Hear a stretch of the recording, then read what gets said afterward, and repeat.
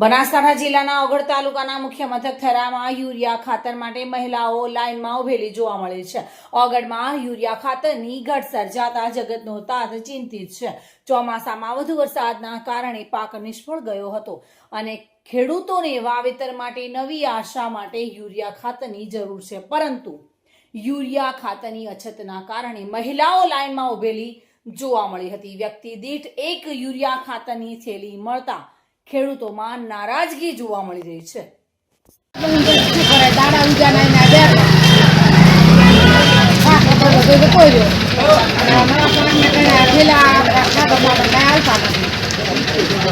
એક થેલી આલે હજી તો બેઠો કોઈ ના આવ્યો, 10 થેલીની જરૂર હોય, એમાં તો 15 થેલીની જરૂર છે, પછી નથી આવતા।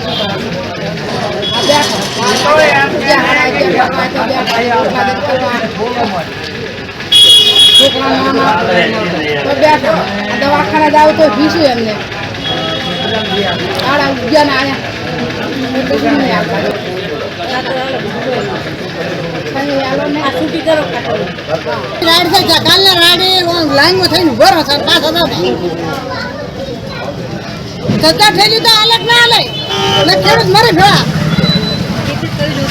ખેતી છે કરવી। 4 થેલી કાલી આલે, 4 આડ આલે, ખાતર મળતું નહીં અને કાયમ હેરાન થવાનું, કાયમ લઈને ઊભું રહેવાનું, ઢોરો ઊભો હોય ચાર નાખવાની, ઢોરો પાડવાના અને કાયમ હેરાન થવાનું। ખાતરનું તો કરો, આ વસ્તી કાયમ હેરાન થાય, બધે લાઈનમાં કરે શું કરવાનું? ચોમાસું બધું બગડી ગયું ભાઈ, આ નવું વાવેતર કરીને ખાતર હવે આવતા નહીં, સરકારને વિનંતી એમને પૂરતો જથ્થો મળે, ખાતર મળતું નહીં, કાયમ ઊભી રહેવું પડે। આ દાતા એમ દાડો ઉગન હોય અમારું, એક થેલી આલે કે બે, ઘરે ઢોર ઢોકર છોકરા વધવાનું બધું મિલી નાખવું પડે। ખાતર તો મળતું નહીં, લેનો લાગી છે, ઉભા પૈયા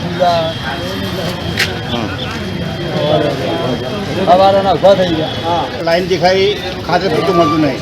સરકારને નમ્ર વિનંતી કે ખેડૂત કોઈ હેરાન ન થાય, સવારનું કામ બગાડી આખો દિવસ ભાડા ભાગી અને ખાતર મળતું નહીં છતાં હેરાન થાય છે। સરકારને નમ્ર વિનંતી, આ લાઈન તમે પ્રૂફ જુઓ, આ લાઈનનું લીધેલું પ્રૂફ દેખાઈ રહ્યું, લાઈન દેખાઈ રહી।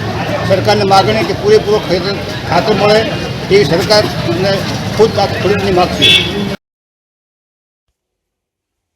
માનસિંહ ચૌહાણ સાથે bureau report, today Gujarati news.